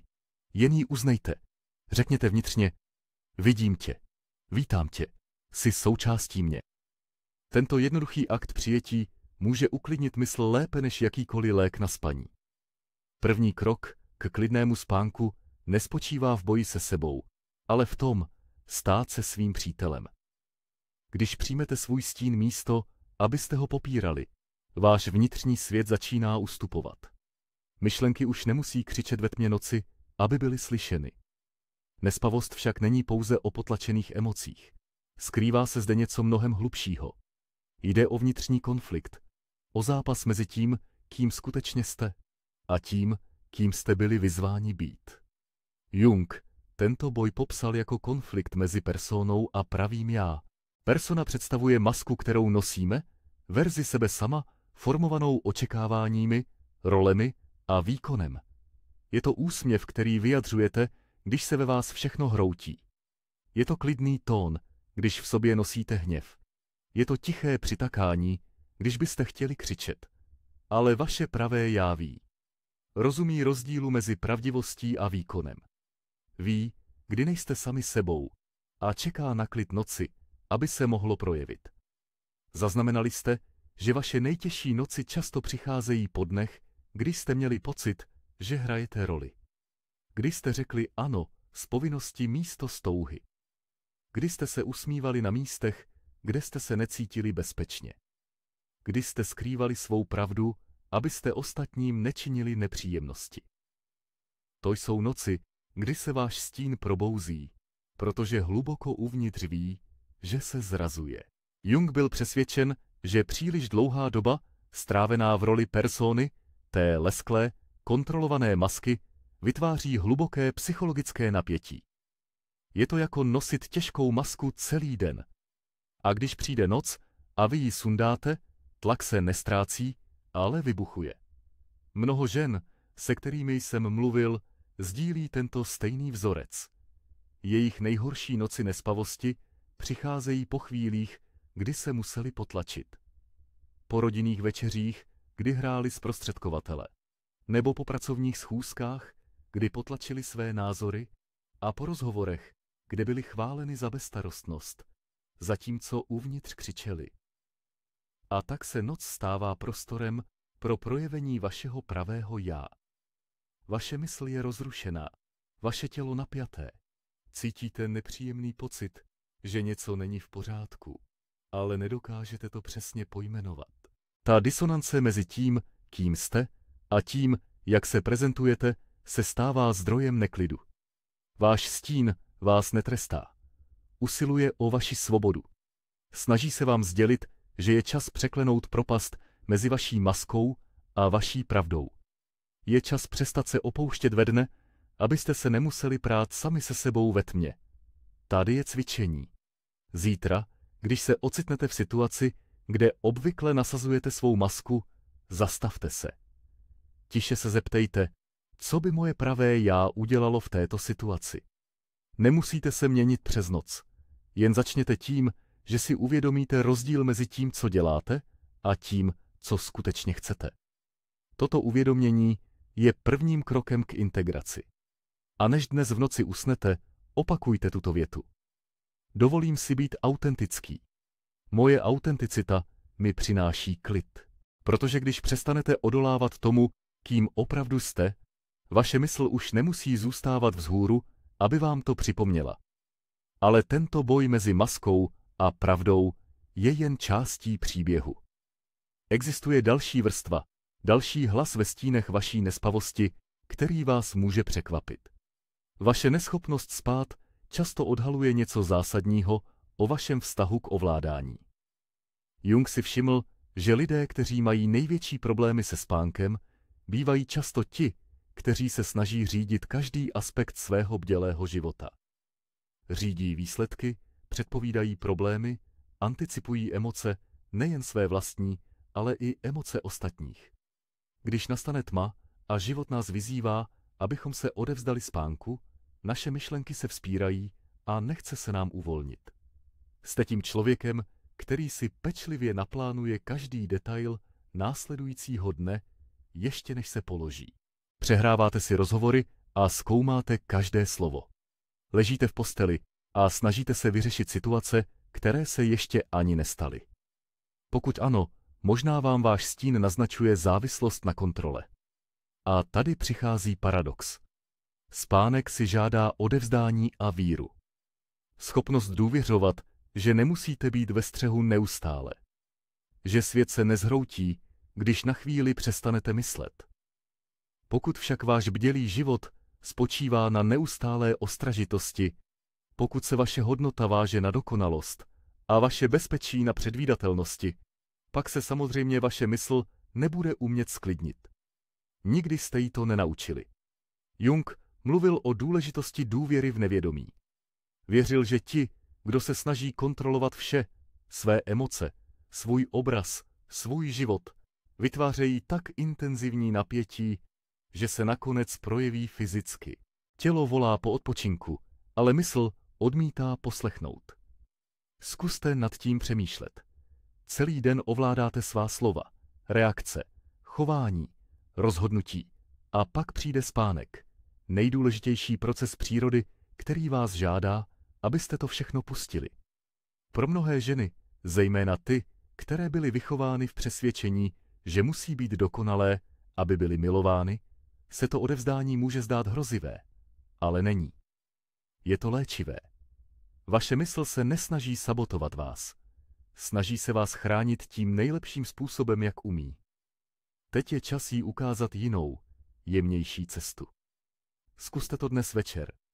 Před spánkem nahlas prohlaste: důvěřuji své nevědomé moudrosti. Dovolím své mysli odpočívat, protože to, co je důležité, tu bude i ráno. Pak nechte ruce volně klesnout podél těla a hluboce vydechněte, jako byste se zbavovali tíhy dne. Můžete si také napsat svoje obavy na papír. Vyjmenujte je všechny. Poté řekněte: ráno se k vám vrátím. Tento jednoduchý akt potvrzuje vaší kontrolující mysli, že byla vyslyšena, ale nyní je odpočinek prioritou. Nespavost často ukazuje, že váš stín říká, že nemusíte nést svět na svých bedrech neustále. Můžete si dopřát odpočinek. Můžete se uvolnit. Můžete být podpíráni něčím větším než vy sami. Rytmem života, inteligencí vašeho těla, tajemstvím vašeho nevědomí. A přesto, i pod kontrolou, existuje ještě hlubší vrstva vaší nespavosti. Možná ta nejhlubší ze všech. Nespavost je často spojena s nespracovanými emocionálními ranami, které váš stín chrání nejvíce. Bolest, o které jste nemluvili. Smutek, kterému jste nikdy nedali čas, abyste ho prožili. Zrada, kterou jste potlačili. Strach, který jste skrývali. Tyto rány jsou těžké. A ticho jim dává prostor, aby se objevili. Ale pamatujte, že váš stín se nesnaží vám ublížit. Zve vás k uzdravení, k celistvosti, k odpočinku. A právě tam začíná spánek. Jung odhalil něco hlubokého, co stále rezonuje v životech těch, kteří se odváží nahlédnout dovnitř. Zjistil, že nevědomá mysl nic nezapomíná. Opravdu nic. Zvlášť ne bolest, kterou si myslíme, že jsme rychle překonali. Rány, kolem kterých jen tak spěcháme, říkajíc si, že jsme v pořádku, aniž bychom je skutečně zpracovali. Tyto potlačené bolesti nezmizí jen proto, že jsme se rozhodli jít dál. Čekají. A právě v tichu noci, kdy naše mentální obrany oslabují, se dostávají na světlo. Když se ruch dne konečně utiší a my zůstaneme v tichu, začnou se vynořovat potlačené emoce. Nejprve se objevují tiše, ale postupně se stávají hlasitějšími a naléhavějšími. Nechtějí nás trápit, ale usilují o uznání. Vzpomínáte si na ten podivný smutek, který jakoby přichází z neznáma. Na ty noci, kdy cítíte silnou úzkost, jejíž příčina není jasná. Když se vaše myšlenky bezděčně vracejí k vzpomínkám, o kterých jste si mysleli, že jste je už zpracovali. To, co prožíváte, není známkou slabosti ani dramatizace. Není to emocionální selhání. Je to váš stín, ta část vás, která nese nevyřešenou bolest a snaží se dokončit emocionální procesy, které zůstaly nedokončeny. Mnoho žen se od dětství učí být silnými a odolnými, pokračovat bez ohledu na okolnosti. Učí se, že se nezhroutí, že selhání znamená slabost a že projevovat emoce je nevýhoda. A tak, když něco skutečně bolí, místo abychom to prožili, schováváme to. Ukryjeme to pod výkon, produktivitu a klid. Život jde dál a zvenčí to může vypadat, jako bychom se posunuli dál. Ale stín nikdy nezapomíná. Jung nám řekl, že potlačené emoce nezmizí. Jen čekají na ten správný čas, aby se objevily. Ten správný čas často nastává v osamění noci, kdy jsme nejzranitelnější. Sami a v tichu, bez rozptýlení. Tehdy naše nevědomí mluví nejsilněji. Možná vaše nespavost a nepohodlí nejsou jen nepříjemným jevem. Možná je to vaše nevědomí, které vám šepotá nebo křičí. Teď je čas cítit to, co jste si dříve nedovolili. Možná je to bolest z rozchodu, o kterém jste se snažili rychle zapomenout, abyste vypadali silní. Možná je to zlomené srdce po nesplněném snu, o kterém jste si řekli, že už na něm nezáleží. Možná je to tichá bolest z toho, že jste ve své rodině neviditelní nebo nedocenění. Něco, na co jste si zvykli, ale nikdy se z toho opravdu nevyléčili. Návrat těchto pocitů v noci není zrada vaší mysli. Je to váš vnitřní svět, který vám dává příležitost k uzdravení. Jung, kdy si poznamenal, že to, co popíráte, nezmizí. Zůstává neintegrované a ovlivňuje vás ze stínu způsoby, které si možná ani neuvědomujete. Tak zde je malý, ale mocný tip. Když bolest v noci přichází, nebojte se jí. Nesnažte se jí rozptýlit nebo potlačit. Sedněte si s ní na 5 minut. Jemně si položte ruku na srdce a promluvte k ní, i když jen v duchu. Řekněte, vidím tě, bolest. Jsem tady. Můžeš být tady. Co potřebuješ, abych pochopil? A pak poslouchejte. Opravdu poslouchejte bez jakýchkoliv soudů a bez snahy to změnit. Nezapojujte se do toho, jen buďte svědkem. A někdy je to právě svědectví, být přítomen se svou vlastní pravdou, prvním a nejdůležitějším krokem k transformaci. Můžete se rozhodnout napsat dopis své bolesti. Zeptejte se jí, co jsi mě přišla naučit? Jakou sílu si mi dala, i když jsem ji dosud neviděl? Jak si mě připravila na to, abych pomáhal ostatním s jejich vlastními zraněními? Když vědomě integrujete své rány místo toho, abyste se jim vyhýbali, dochází k něčemu pozoruhodnému. Bolest už nemusí volat po vaší pozornosti. Neschovává se ve tmě a nečíhá, aby vás zaskočila ve 3 ráno. Stává se součástí vašeho příběhu, částí, kterou si přivlastňujete a ze které čerpáte moudrost, empatii a sílu. Tato bolest se mění na vašeho učitele, nikoli na vašeho trýznitele. Váš stín není vaším protivníkem, ale ochráncem těch částí vás, jež stále touží po lásce, přijetí a celistvosti. Když nabídnete tuto lásku nejen ve dne, kdy se věci zdají být pod kontrolou, ale také v noci, když se cítíte zranitelní, váš vnitřní svět začne měknout. Myšlenky, které dříve křičely v tichu, nyní začínají šepotem. Nakonec možná nebudou potřebovat mluvit vůbec, protože byly slyšeny. Ale zůstává tu ještě jeden kousek skládačky, vrstva, která může mít klíč k vašim neklidným nocím. Možná právě to je hlavním důvodem vaší nespavosti. Vaše potíže se spánkem nemusí být jen o nevyřešených emocích. Mohou také souviset s vaší odolností vůči důvěře v přirozené cykly života. Jung si všiml, že ti, kdo nejvíce trpí nespavostí, jsou často ti, kteří se odpojili od posvátných cyklů přírody, rozšíření a kontrakce, aktivity a klidu, dáváním a přijímáním. Žijeme v kultuře, která oslavuje produktivitu a hodnotí nás podle toho, kolik dokážeme zvládnout, kolik dáme a vyprodukujeme. Odpočinek se v tomto myšlení stává něčím, co se považuje za hřích, za rozmazlování, dokonce i plýtvání.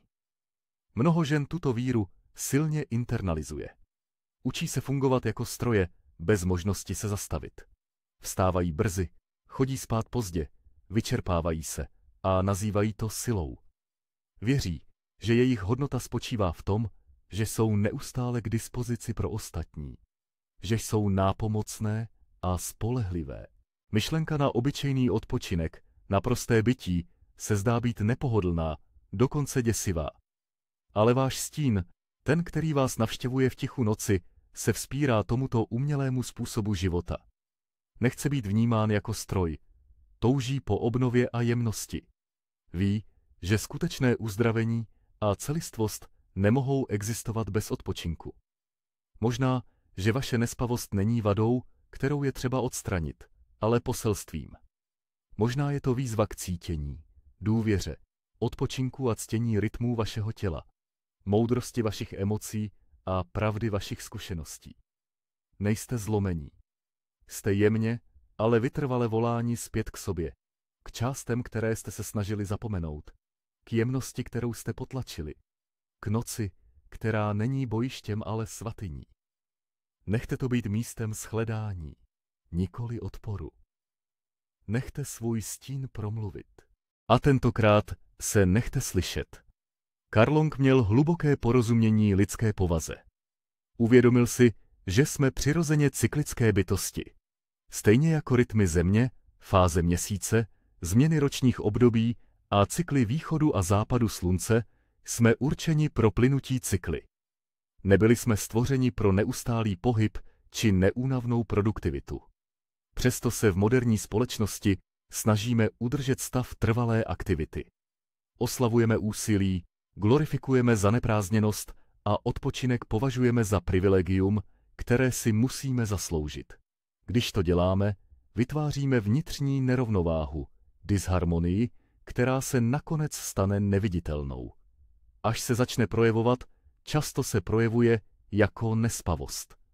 Zamysleli jste se někdy nad tím, jak mnohem lépe se usíná v noci, kdy máte pocit, že jste si odpočinek zasloužili. Když je váš den naplněn úspěchy, splněnými úkoly a zodpovědnostmi, máte pocit, že teprve tehdy máte právo na odpočinek. Tehdy si dovolíte na chvíli zastavit. Tento postřeh odhaluje hluboce zakořeněnou víru, že odpočinek je odměnou, nikoli přirozeným právem. Co když je ale tato víra nejen mylná, ale i škodlivá? Vaše nespavost nebo potíže s odpočinkem nemusí být jen problémy k vyřešení nebo k medikaci. Co kdyby to byla vaše vnitřní síla, skrytá část vás, která se snaží předat vám důležité poselství? Co kdyby vaše neschopnost usnout byla voláním vaší vnitřní moudrosti, která vám připomíná něco, co jste zapomněli? Odpočinek není cenou, kterou získáváte za dobrou práci. Není to něco, co si musíte zasloužit. Je to biologická a duchovní nezbytnost, stejně jako dýchání. Když se bráníte odpočinku, odporujete jednomu z nejzákladnějších rytmů existence. Bojujete proti přirozeným cyklům svého bytí. Jung často zdůrazňoval význam ctít jak světlo, tak tmu na cestě k celistvosti, což nazýval individuací. Cesta k seberealizaci není nekonečným proudem světla. Vyžaduje, abychom se ponořili i do temných chvil. Tma v tomto kontextu není pouhým nedostatkem světla. Je to posvátný prostor, místo obnovy, tichý ráj pro integraci. Je to pauza, která nás připravuje na další kroky. Když se snažíte usnout, čelíte nejen fyzickému problému. Možná se vyhýbáte posvátnému přechodu. Možná vaše nespavost není porucha, ale důležité sdělení. Možná vám ukazuje, že dáváte více, než dostáváte. Že jste se vyčerpali v externím světě a zapomněli jste na potřebu vnitřního vyrovnání. Možná jste se tak soustředili na péči o druhé, že jste ztratili kontakt s tím, jak se postarat o sebe. Možná váš stín, ta noční přítomnost, která vás udržuje vzhůru, vás nejen netrestá, ale vede vás zpět k sobě. Šeptá pravdy, které ve schonu dne snadno přehlížíte. Nejste stroj. Vaše hodnota není určena tím, jak jste produktivní. Jste lidská bytost a potřebujete odpočinek. A to nejen fyzicky, ale také emocionálně, mentálně a duchovně. Potřebujete chvíle klidu. Potřebujete tichá místa. Potřebujete pauzy, ve kterých může vaše vnitřní já volně dýchat. A co je nejdůležitější, potřebujete si ten odpočinek dopřát bez viny, bez nutnosti ho ospravedlňovat, bez příběhů o tom, že si ho musíte zasloužit. Nabízím vám praxi, jednoduchý, ale transformační rituál, jenž může postupně změnit váš vztah k odpočinku. Každou noc předtím, než usnete, si na chvíli, jen na tichou a záměrnou chvíli, uvědomte a poděkujte svému tělu. Mluvte k němu s láskou, jako byste hovořili s někým, koho máte rádi. Řekněte: děkuji, že jsi mě provedlo tímto dnem. Děkuji, že jsi mě podpíral, že jsi mi umožnil žít tento život. Nyní ti dávám odpočinek, který si zasloužíš. Tento akt vděčnosti není jen poetickým gestem. Je mocný. Začíná měnit spánek z boje na laskavou nabídku. A v tomto posunu se něco uvolňuje, něco se otevírá.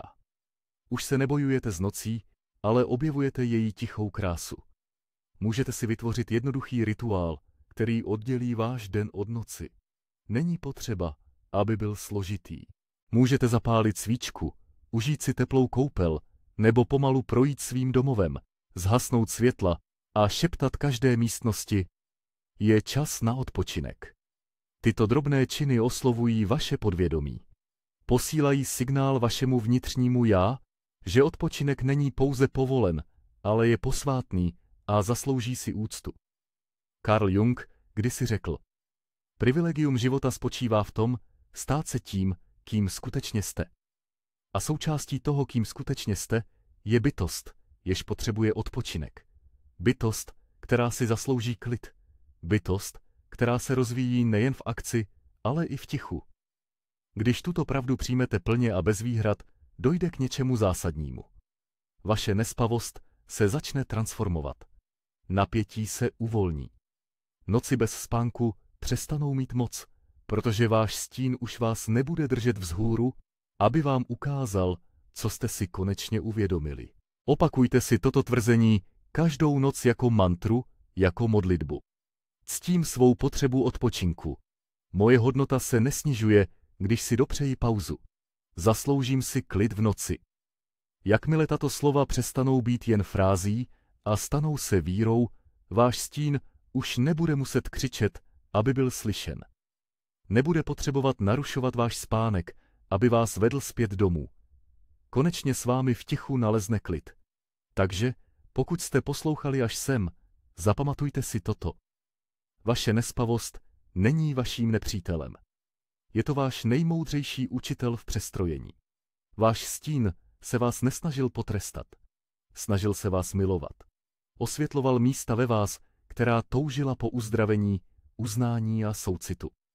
Každá bezesná noc byla pozváním, jemným zaklepáním na dveře vašeho vědomí, ptajícím se: budeš poslouchat, otočíš se dovnitř, dopřeješ si odpočinek, který dáváš druhým.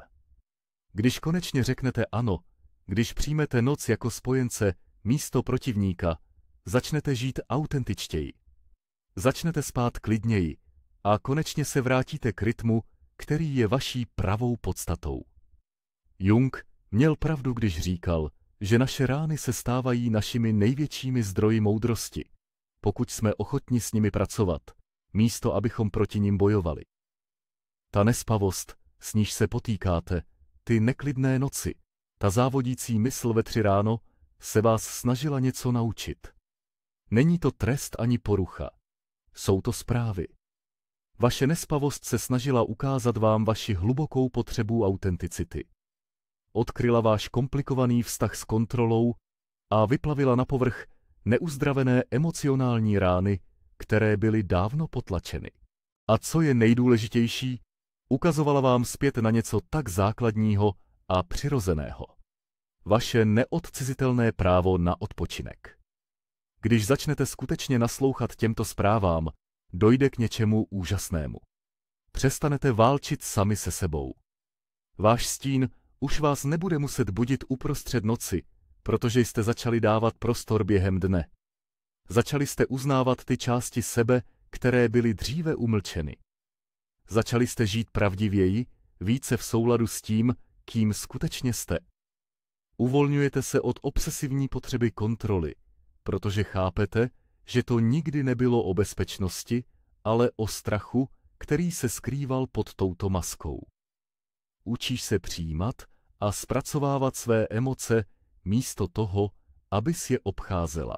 Pomalu si začínáš dopřávat odpočinek nejen na fyzické úrovni, ale také emocionálně, mentálně a duchovně, bez pocitu viny a bez omluv. Ženy, které se pustily do práce se svým stínem, mi potvrzují to samé. Jejich noci se proměnily. Nejenže lépe spí, ale cítí se také více spojeny se svým pravým já, v harmonii se svými rozhodnutími, sebevědomější v tom, kým jsou a co potřebují. Jejich úzkost se utišuje, těla se uvolňují. Přestávají se prát se spánkem a začínají ho chápat jako posvátný návrat k samým sobě. Ale tato proměna nenastává z přání nebo naděje. Vzešla z odhodlání. Odhodlání k sobě samému. Odhodlání přestat pohlížet na nespavost jako na něco negativního a začít ji vnímat jako hlubokou a osobní formu komunikace. Je to signál od tvé vnitřní moudrosti, který žádá o pozornost. A tato cesta také vyžaduje soucit. Soucit k sobě, když se potýkáš s tímto často náročným a hluboce osobním procesem integrace. To je tvoje výzva do budoucna. Takže když se příště ocitneš vzhůru v noci, místo aby se rozčilovala, zastav se, zhluboka se nadechni a zeptej se, co mi dnes večer můj stín chce sdělit. Nesnaž se to měnit, neodporuj tomu, jen naslouchej. Naslouchej se zvědavostí místo strachu, s otevřeností místo soudů. A když přijde vhled, a on přijde, poděkuj mu, ucti ho a dovol mu, aby tě proměnil. Můžeš to klidně říct nahlas nebo napsat do komentářů, pokud jsi připravená. Volím naslouchat svému stínu s láskou a proměnit svou nespavost v moudrost. Když tato slova vyřkneš nahlas, nevyjadřuješ jen prohlášení pro sebe. Připojuješ se k síti žen, které také odvážně vykonávají tuto často neviditelnou práci. Říkáš, nejsem sama. Nejsem rozbitá. Vyvíjím se. A pokud ti tato myšlenka rezonuje, zvu tě, abys ji sdílela s lidmi, které znáš. S někým, kdo se také potýká se svými nočními obavami. S někým, kdo by mohl potřebovat připomenutí, že její boj má smysl.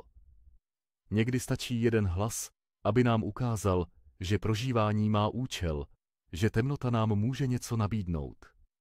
Přihlas se, pokud chceš vícerat o tom, jak pracovat se svým stínem místo toho, aby se ho snažila umlčet nebo ignorovat. Aktivuj si oznámení, neboť každý týden budu sdílet nástroje a vhledy, které ti pomohou na tvé cestě k celistvosti, k tvé individualizaci, aby se stala plně, hluboce a bez omluv sama sebou. Pamatuj, tvoje nespavost není vada, kterou je třeba napravit. Je to pozvání. Pozvání setkat se s sebou upřímněji, intimněji a duševněji. A když tuto výzvu přijmeš, když se otevřeš tomuto posvátnému dialogu se svým stínem, tvé noci se začnou měnit. Z bojiště úzkosti a vyčerpání se stanou svatyní, místem obnovy, kde je tvé pravé já vítáno. Prostorem, kde už nejsi v konfliktu s temnotou, ale nacházíš v ní klid a odpočinek, znovu obnovená v souladu a